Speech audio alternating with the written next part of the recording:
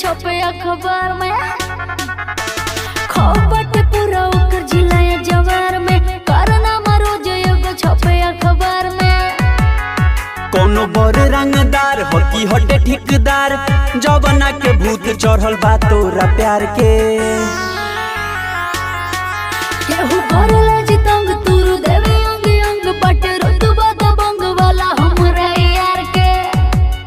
केहू करेला जितंग तूर देवे अंग अंग, बटे रुतबा दबंग वाला हमरा यार के।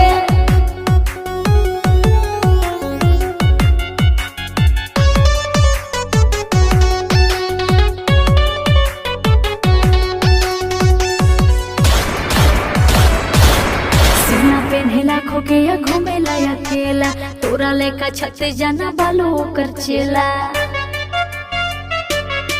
हाँ सोना पेन्हेला खोके या घूमेला अकेला, तोरा लेका छते जाना बालो ओकर चेला। ढेर करो ना तारीफ ओकर होता तकलीफ, केतना बड़ाई हमसे करब होशियार के। केहू करेला जितंग तोर देवे अंग अंग, बटे रुतबा दबंग वाला हमरा यार के। केहू करेला जितंग तोर देवे अंग अंग, बटे रुतबा दबंग वाला हमरा यार के।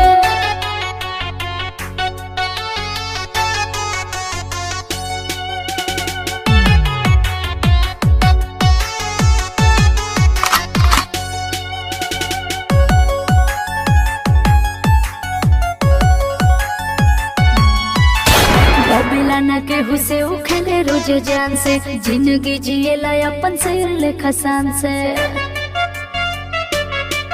हे दबेला न केहू से उखेले रोज जान से, जिंदगी जिएला अपन शेर लेखा शान से। ढेर करो ना तारीफ ओकर होता तकलीफ, केतना बड़ाई हमसे करब होशियार के।